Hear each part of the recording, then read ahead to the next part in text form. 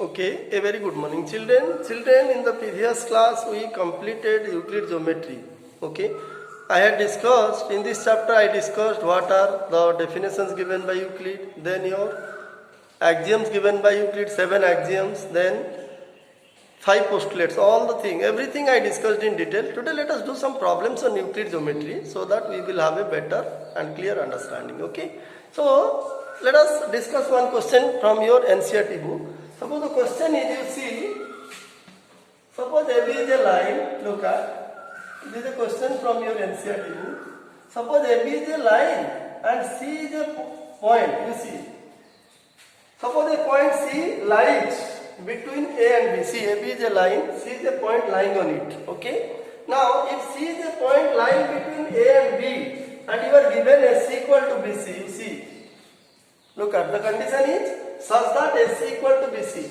AC equal to BC. Once again I am saying the question. AB is a line, C is a point lying between A and what? Between A and B, C is a point lying such that AC. That means you are given AC equal to BC or CB. So what you will prove? You want to prove. You prove that AC, that means C is the midpoint. C is midpoint of AB. That is, you prove that AC equal to half of AB. You see, how can we prove this? Using the concept of Euclid geometry. Whatever we discussed in Euclid geometry chapter, using the concept, particularly I had said, either we will use an axiom or a postulate in order to prove everything in Euclid geometry. See, C is a point lying between A and B, and you are given AC equal to CB. How will you prove that AC equal to half of AB? Okay, this is very simple. If you remember the axioms, fourth axiom of Euclid, see, what was the fourth axiom? Have you remembered? Things which coincide with one another are equal. This was the fourth axiom of Euclid, Euclid's axiom. Things which coincide with each other or one another are equal. Now see, if you look at the figure, AC and CB, you see, AC plus CB, AC plus CB, it coincides with whom? With whom it coincides? It coincides with AB. Okay? AC plus CB coincides with AB. Okay? Now since AC plus CB coincides with AB, so definitely by Euclid's fourth axiom, so AC plus CB must be equal to AB. Therefore, AC plus CB equal to AB. The reason is by Euclid's axiom. Okay. Things which coincide, axiom. Things which coincide with one another or each other are equal. See. Now, AC plus CB equal to AB. But look at, in place of AC, what is the value of AC given? BC. That means in place of BC we can write AC. BC equal to AC. So in place of BC we can write AC. So AC plus AC equal to AB. Okay. Now AC plus AC is how much? It is 2AC. 2AC equal to AB. And what will be AC? So AC equal to half of AB. See. So in this way we proved AC equal to half of AB. That is, C is the midpoint of AB. So children, in this particular question, what did we use? We used the concept of what? Euclid's axiom. So using the axiom, there are 7 axioms. In which question, which axiom you will use? You have to think, you have to understand, then only you can do. Okay. So using the Euclid's axiom, we can easily, axiom and postulate, we can solve any problem on Euclid geometry. Okay. Now let me discuss another question. See, suppose, let me discuss another question from NCERT book. One of the exercises, it is given, this question is given in one of the exercises in NCERT book. See, suppose, question number 2 is, suppose AB is a line C. What is question number 2? Suppose AB is a line and it is given that C is the midpoint. C is the midpoint. That means AC equal to, you are given C is the midpoint of AB. Okay.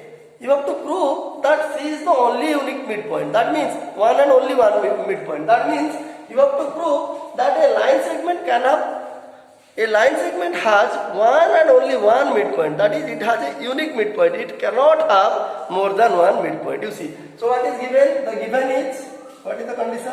Given is C is midpoint of AB. Okay. And what you will prove?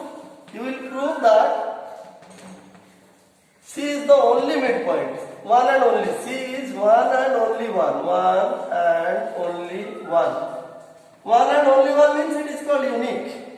Unique midpoint of AB. We want to prove. You see. We have to prove that C is the only midpoint. Means it has, AB has only one midpoint C. It cannot have more than one midpoint. Okay. Now how to do the proof? See. Now to prove it, we will follow the contradiction method. You see. To prove it, we will follow the method of contradiction. Contradiction means we will take the negative. Suppose there exists another midpoint. Let there exist. Suppose there is a midpoint, say D. Let D be one midpoint of AB. Okay. Now see. Now if D is one midpoint, let us take the point D here. Now see. So we have to prove that C is the only midpoint. Means so we cannot have more than one midpoint. AB cannot have more than the line segment AB cannot have more than one midpoint. But on the contrary, we assume, let us assume or suppose that there exists another midpoint. Suppose the name is D. Let D be one midpoint of AB. Okay, by assumption. Okay, we assume. Now the thing is, you see, if D is the midpoint of AB, then you see, if D is one midpoint of AB, then what will happen? So AD will be equal to, therefore AD and DB will be equal. If D is the midpoint of, you see, if D is the midpoint of AB, then AD and DB will be equal. Okay. Now see, now AD, the length AD can be written as, you see, AD can be written as AC plus CD, you see, AC plus CD. Okay. Now look at DB.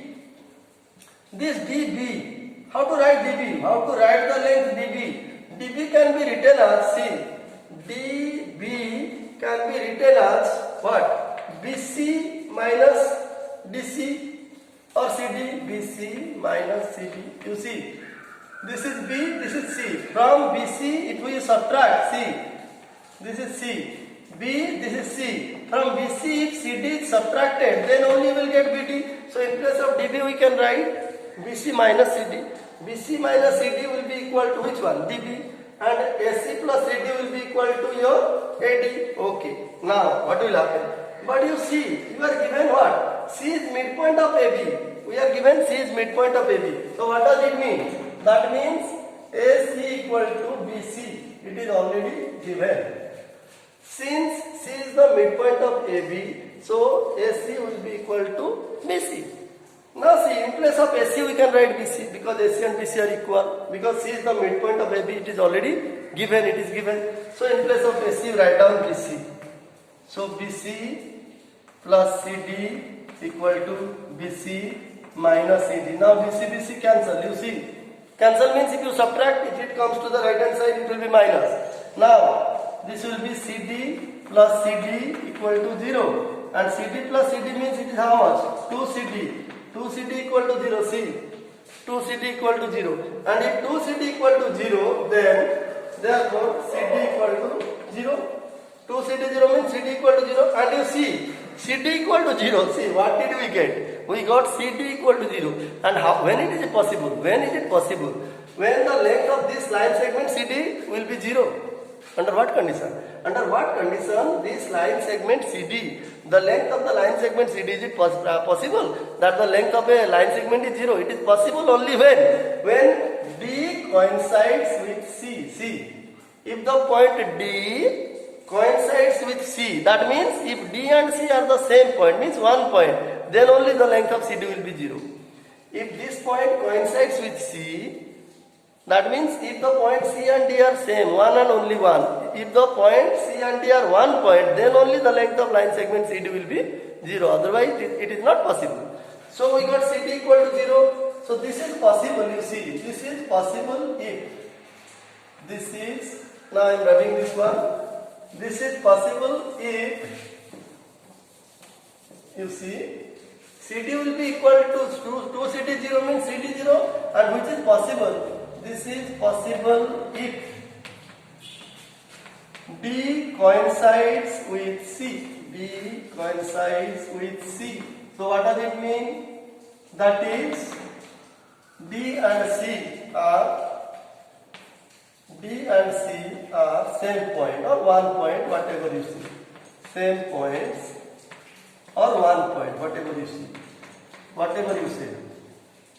So CD will be equal to 0 if and only if D coincides with C. That is D and C become the same point, 1 point. So then D cannot be the midpoint. If D and C coincide, then which is the midpoint? Then clearly C is the midpoint. This implies C is the midpoint of AB. D and C coincides means D and C become the same point, so D cannot be the what? Midpoint of AB. Then who will be the midpoint of AB? C will be the midpoint of AB. That means AB has a unique midpoint. That means the line segment, this implies the line segment AB has a unique midpoint. So the line segment AB has a unique midpoint. See children, in this way you will use different axioms and postulates of Euclid's geometry, Euclid's postulates and Euclid's axiom to solve problems based on Euclid geometry. I hope you understood the chapter. I discussed everything in detail. I tried my best to explain you the concept, explain you the thing, so that you will be able to solve any problems on Euclid geometry. Okay, so with this we completed the chapter Euclid geometry, and we will start a new chapter in the next class. Okay, thank you.